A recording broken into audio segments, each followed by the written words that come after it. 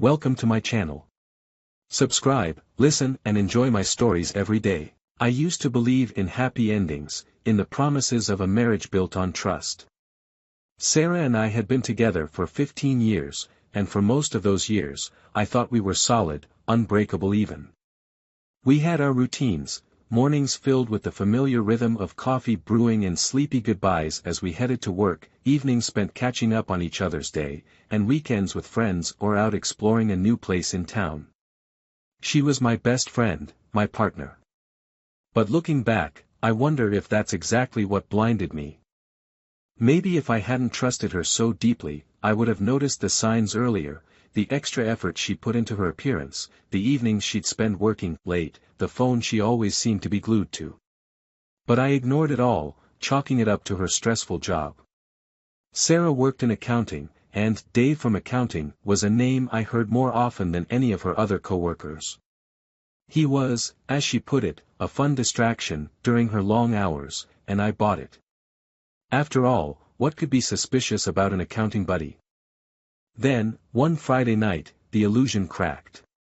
Sarah was supposed to be out with her work friends, some team-building event that she just couldn't miss.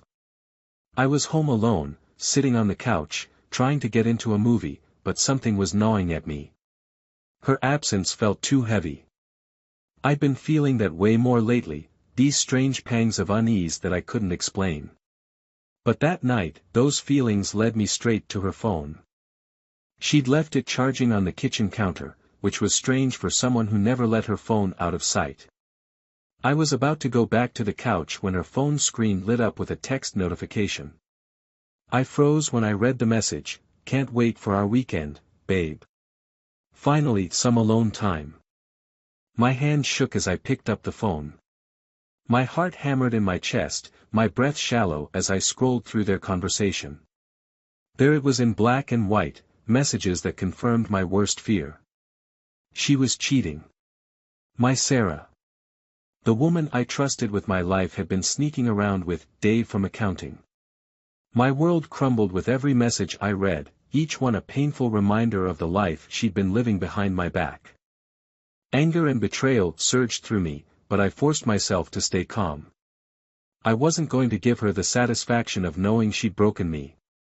Instead, a new feeling took over, one that I hadn't anticipated. Revenge. Not the angry, heated kind that leads to rash decisions, but a cold, calculating plan that took root in my mind. If she was going to betray me, I'd make sure she regretted it. So, I closed the conversation, returned her phone to the charger, and waited for her to come home. I forced myself to act as if nothing had happened, putting on the face of the oblivious husband, the same one she had been taking advantage of. For the next few days, I played the part well, smiling, chatting, and pretending to be the clueless spouse. But beneath the surface, I was gathering every piece of evidence I could find.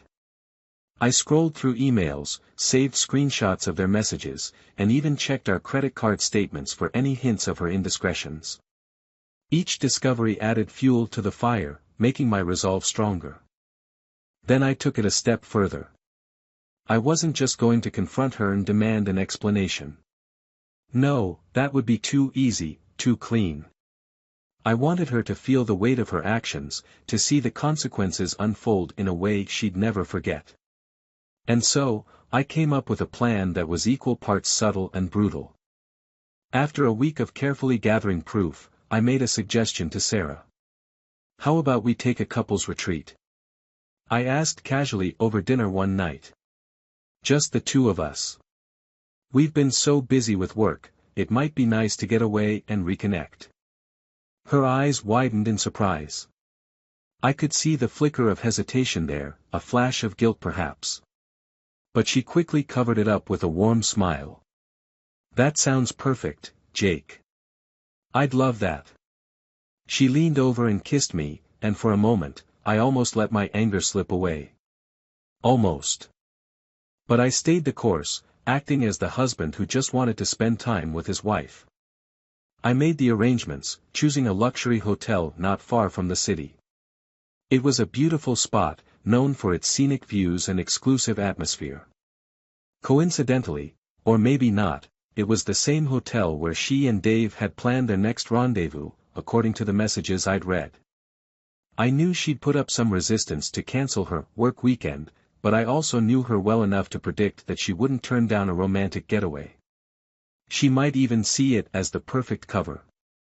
On the day of our departure, she seemed nervous, fidgeting with her bags and glancing at her phone every few minutes. I could tell she was anxious, probably wondering if her plans with Dave had been disrupted.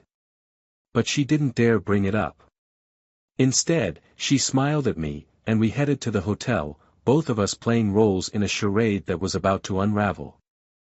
We arrived in the late afternoon, and the hotel was even more luxurious than I'd expected. As we checked in, I took the opportunity to leave a little surprise for her at the front desk. I'd prepared a package with all the screenshots, emails, and messages I'd collected, along with a note, "Thought you might want to know." I handed it to the concierge with strict instructions to give it to her at the earliest convenience. We made our way to the room, a stunning suite overlooking the lake. I could feel the tension in her, though she tried to mask it with a forced smile. I wondered how long it would take for her to receive the package, how long until the realization set in. Would she try to act nonchalant? Would she storm out, denying everything? As the hours passed, I watched her. Her gaze drifted now and then, eyes clouded with worry, fingers tapping on her phone as she checked for messages that wouldn't come. I savored every second of her discomfort, knowing that the truth was only moments away from confronting her. The waiting game was torturous, but it was nothing compared to what she was about to face. I was ready to watch her carefully crafted world come crashing down, just as she had unknowingly done to mine. The waiting was almost unbearable. Sitting in that elegant hotel room, I could feel the air between us growing thicker with every second. Sarah tried to keep up her charade, but the unease radiated off her. Every now and then, she'd check her phone, her fingers tapping nervously against the screen. I wondered if she was expecting a message from him, her dear Dave from accounting. But he was silent. I'd made sure of that. A soft knock at the door jolted her. She glanced at me, then stood up, smoothing her dress.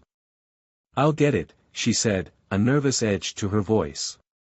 She opened the door, and a young woman from the front desk greeted her with a bright smile. "Mrs. Miller. This is for you," the woman said, holding out the brown envelope I'd given her earlier. Sarah hesitated, her hand trembling slightly as she took it.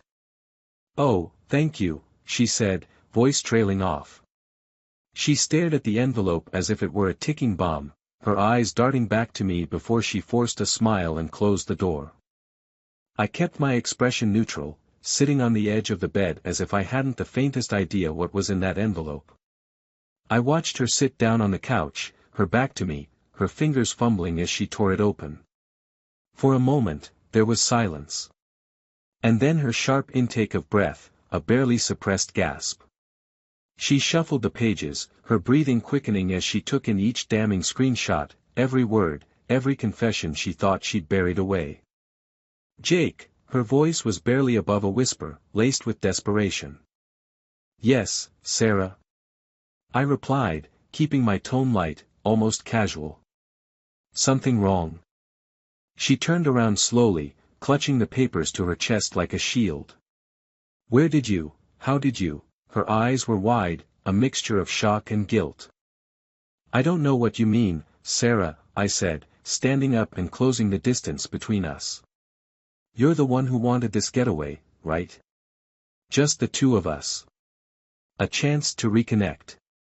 I gestured around the room, to the picture-perfect setup, the wine glasses on the table, the lake view from the window. "Isn't this exactly what you wanted?" She swallowed hard, glancing down at the papers in her hands. Her face was flushed, her hands shaking. For a moment, she didn't say anything, and I wondered if she'd try to deny it, if she'd beg me to forgive her. But she just stared, unable to find the words. "When?" I asked, my voice softer than I expected. "When did this start?" Her lips quivered, and she took a shuddering breath, avoiding my gaze. I don't know, she whispered, her voice barely audible. That's not an answer, Sarah, I said, stepping closer. How long? Her shoulders sagged, and she slumped onto the couch, defeated. A few months, she admitted. It was just once at first. And then? Once turned into what, exactly? I pressed. I could hear the anger simmering in my voice, but I kept it steady, refusing to let it boil over. Once turned into secret texts, weekend rendezvous. Canceling our plans so you could be with him instead. Tears welled in her eyes, and she shook her head, her voice trembling. Jake, I'm so sorry. I never meant for it to go this far. I don't know. I didn't think you'd find out. She looked up at me, pleading, her gaze desperate. I thought maybe it would end on its own. You thought it would end? I laughed, a bitter sound that echoed around the room. You thought that maybe one day, you'd wake up and forget all about him, and we'd go back to normal. Just pretend it never happened. She nodded, tears spilling down her cheeks, her face twisted in regret. I don't know what I was thinking. I was lost, Jake. I felt so alone, and he was just there. I clenched my fists, fighting the urge to scream. Lost? I repeated, my voice cold. You were lost, so you decided to lie to me, to betray everything we built together. I shook my head, the anger bubbling up inside me. And here I was, thinking you were the one constant in my life, the one person I could always trust. Jake, please, she reached out, her hand hovering between us, but I stepped back, refusing to let her touch me. Please, I'll do anything. I made a mistake, a huge mistake. But I love you, Jake. I do. I scoffed, shaking my head. You love me? I said, the words tasting bitter. Funny way of showing it. You must have a strange definition of love, Sarah, because from where I'm standing, it looks a lot more like betrayal. She flinched, her hand dropping to her side as she lowered her head, her shoulders shaking with silent sobs. For a moment, I felt a twinge of pity, a brief flicker of sympathy for the woman I'd once loved so deeply. But it was quickly overshadowed by the anger, the pain that gnawed at my chest like a relentless, insatiable beast. I trusted you, I said, my voice barely above a whisper. I trusted you with everything, Sarah. And you threw it all away for him. I shook my head, swallowing back the bitterness that threatened to spill over. I hope it was worth it. She looked up at me, her face pale, her eyes red-rimmed. Jake. I don't know what else to say. I was wrong, I was selfish, and I can't take it back. But please, please give me a chance to make it right. I'll do anything. Anything. I repeated, a hollow laugh escaping my lips. Like what? Forget this ever happened. Pretend you never lied, never snuck around with him behind my back. She hesitated, the words catching in her throat. No, I'll end it. I'll cut him off. I'll go to therapy. Whatever it takes, Jake. Just please, don't leave me. I stared at her, the woman who'd once been my everything, now reduced to a stranger I barely recognized. A part of me wanted to believe her, to give in and let her try to make things right. But another part, a darker, colder part, refused to let her off so easily. You think that's it, Sarah? I asked, my voice steady, unwavering. You think a simple apology and a few promises will fix this? I shook my head, a bitter smile curling my lips. It doesn't work that way. You can't undo this, no matter how much you try. You can't erase the lies, the betrayal. It's part of us now, part of you. She opened her mouth to protest, to say something, anything that might soften the blow. But I cut her off, holding up a hand. You know what hurts the most? I said, my voice barely a whisper. It's not even the fact that you cheated. It's the fact that you thought you could get away with it. That you were so confident I'd never find out, that I was too blind, too trusting, too foolish to see what was right in front of me. Her face crumpled, and she buried her head in her hands, her sobs muffled by her fingers. I watched her, unmoved, a cold sense of satisfaction settling over me. This was what I'd wanted, a reckoning, a moment where she'd have to face the consequences of her actions.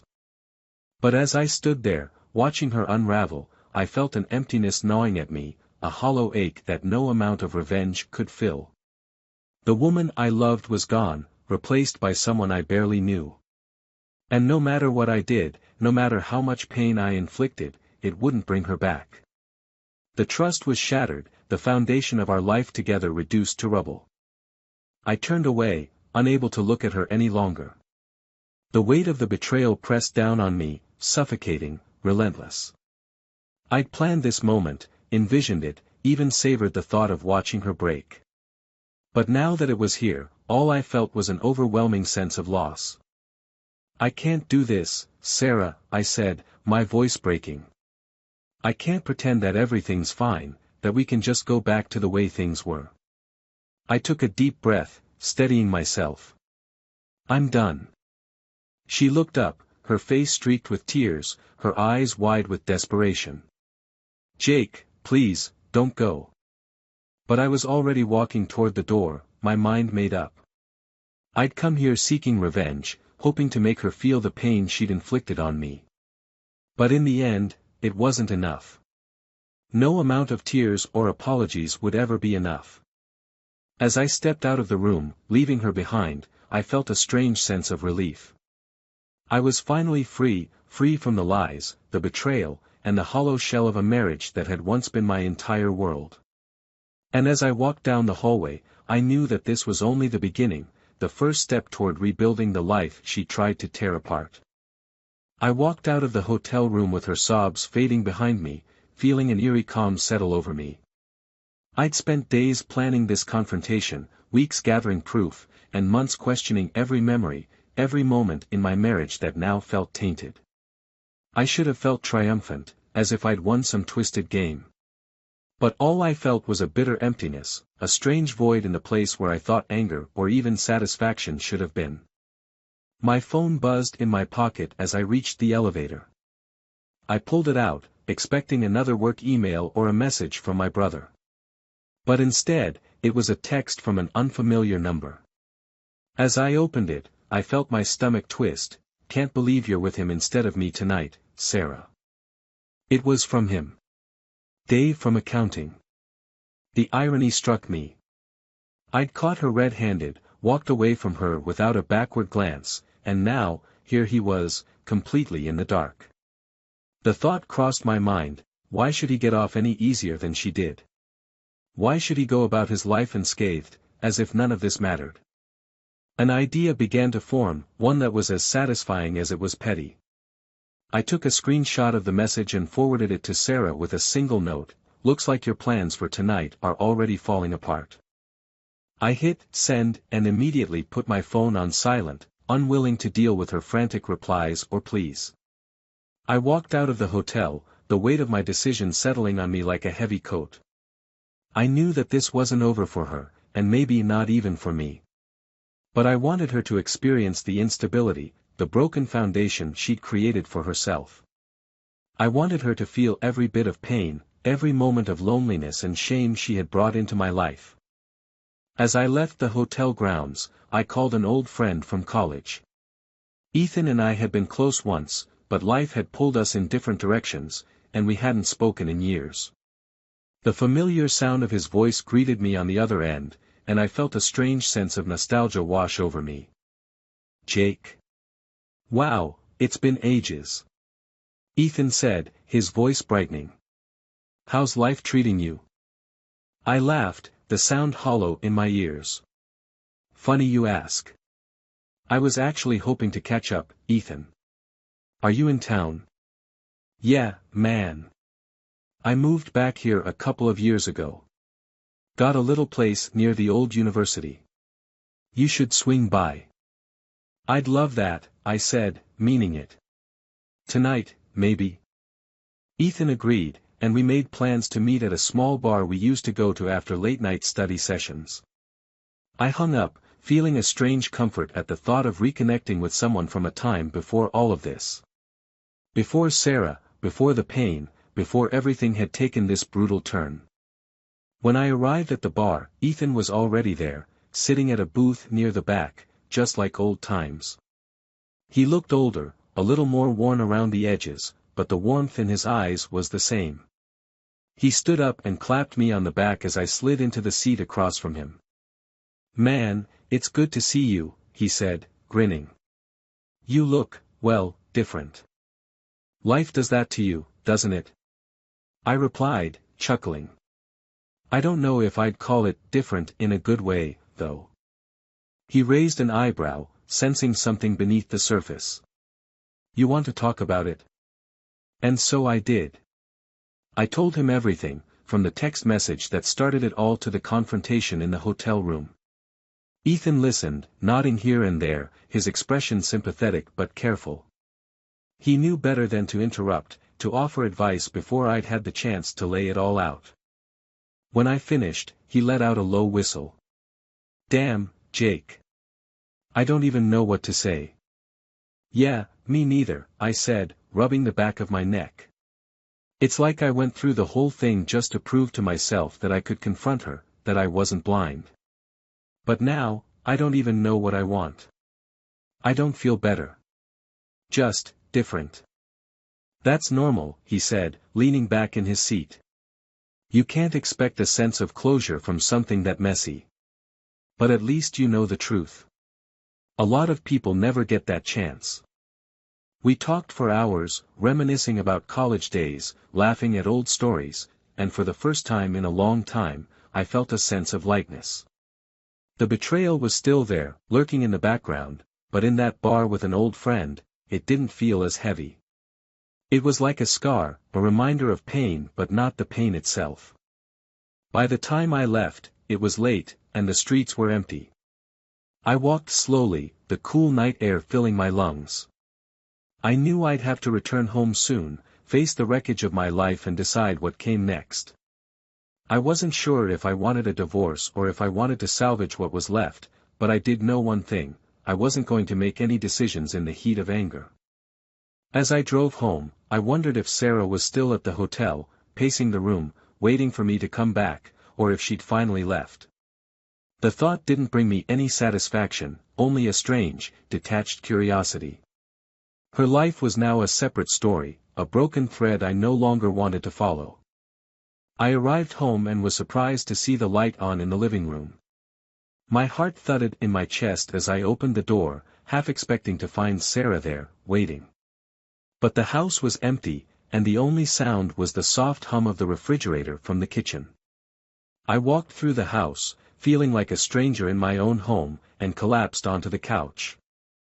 I sat there for a long time, staring at the empty room, my mind wandering back through the memories that had once defined our life together. The vacations, the birthdays, the nights spent talking until dawn, all of it felt like another lifetime, like a story that belonged to someone else. Then, out of nowhere, a thought struck me. I could start over. I didn't have to cling to the ruins of my marriage or try to force a broken relationship to work. I could walk away, rebuild, find a life that wasn't haunted by betrayal and lies. And for the first time, that thought didn't scare me. It felt like a possibility, something worth considering. Just then, my phone buzzed, breaking the silence. I glanced at the screen, half expecting another frantic message from Sarah. But it was a message from Ethan, a simple text that read, "Remember, Jake. You don't owe anyone your forgiveness. Do what's best for you." I stared at the message, feeling an odd sense of clarity wash over me. Ethan was right.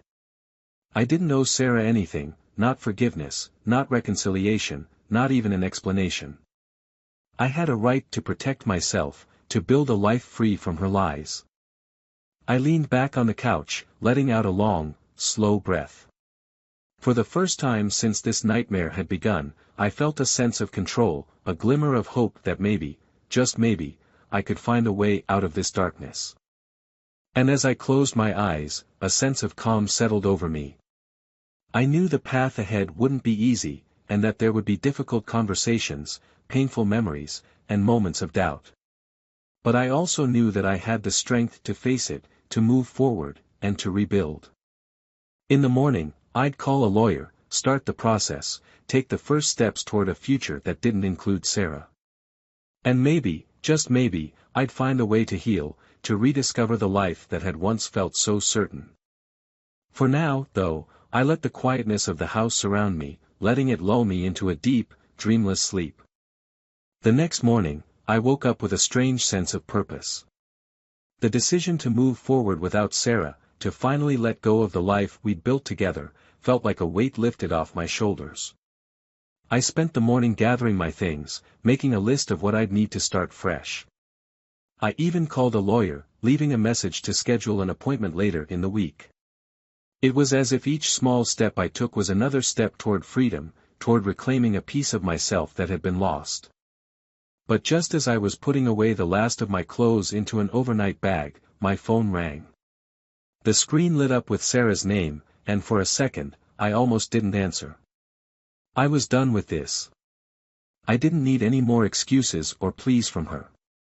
I wanted to cut her out of my life as cleanly as possible. But something, a small, nagging voice in the back of my mind, compelled me to pick up.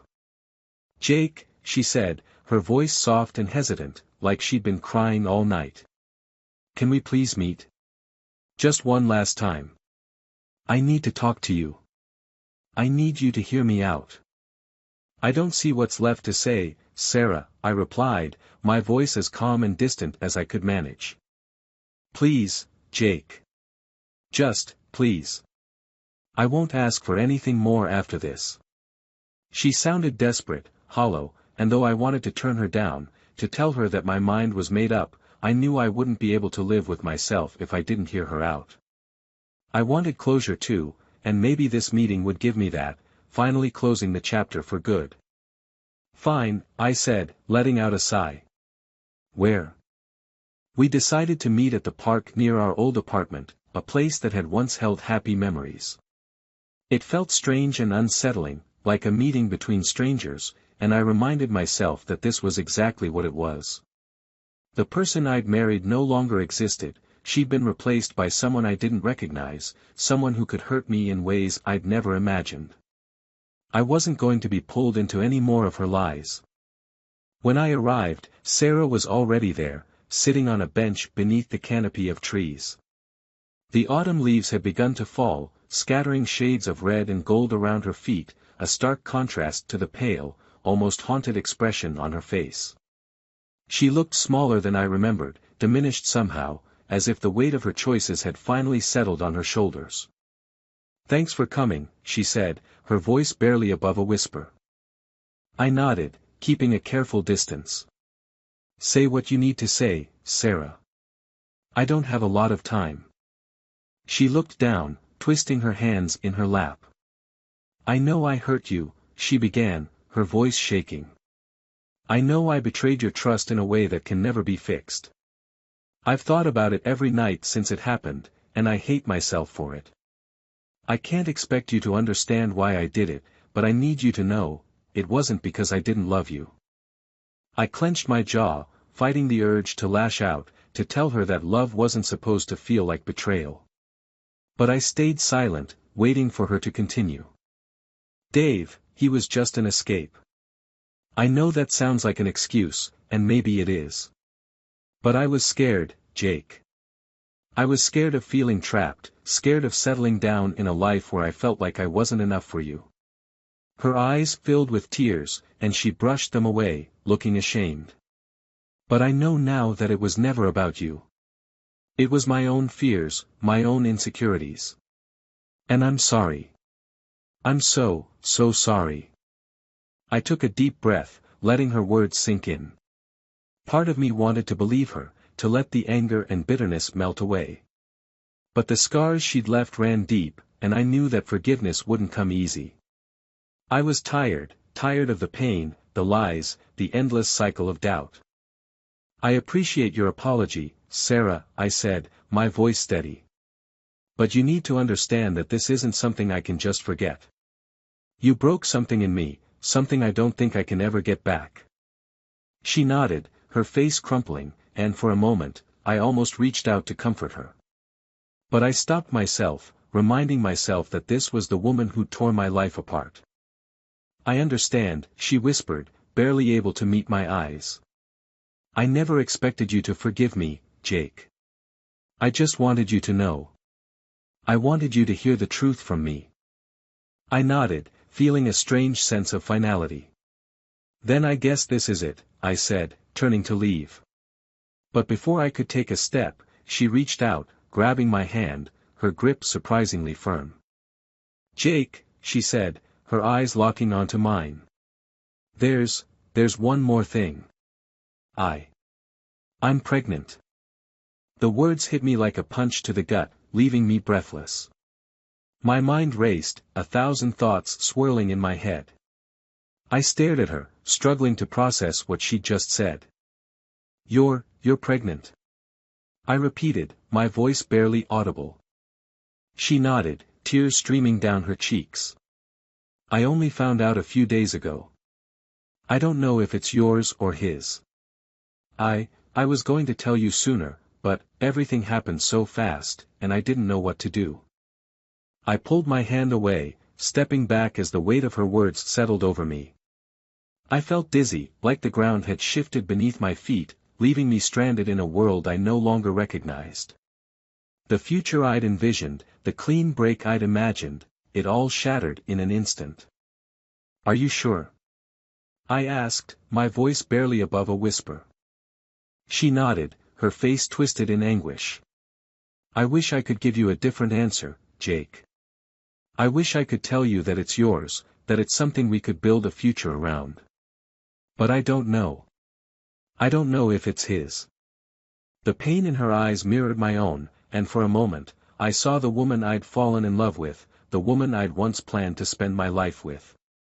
But that woman was gone, replaced by someone who'd brought only chaos and heartbreak into my life. I stood there in silence, the enormity of the situation pressing down on me, suffocating me. I wanted to scream, to rage against the injustice of it all, but no words came. There was nothing left to say, no way to make sense of the mess we'd both created. Finally, I managed to speak, my voice hoarse and broken.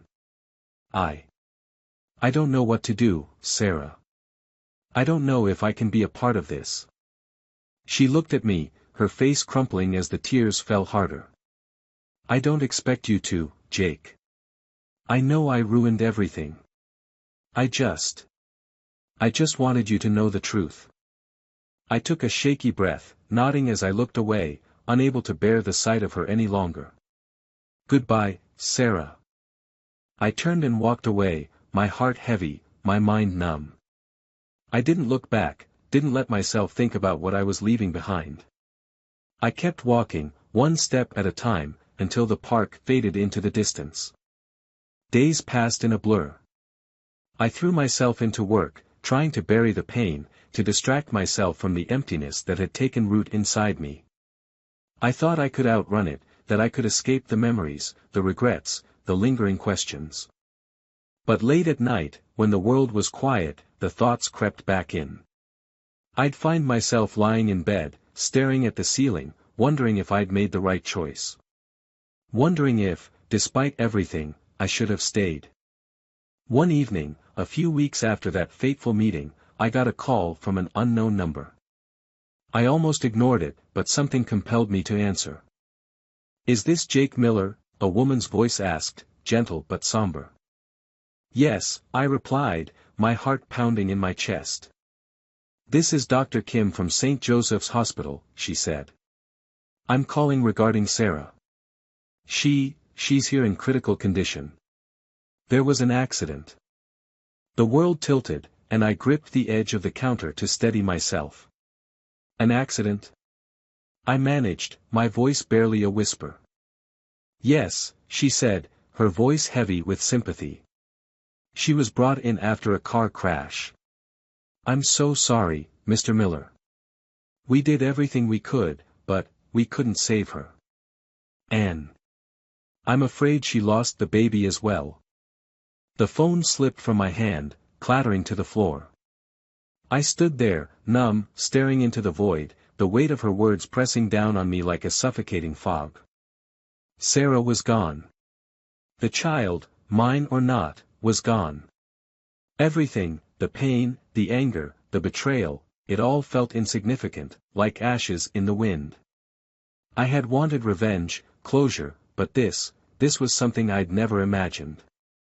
And as the reality sank in, a hollow ache filled me, an emptiness that no words could ever fill. I'd walked away, thinking I'd find freedom, thinking I'd escape the pain. But instead, all I found was an endless silence, a world devoid of the very thing I'd tried to leave behind. For the first time since it all began, I let myself cry, the tears falling unchecked, a quiet testament to a love that had been broken beyond repair.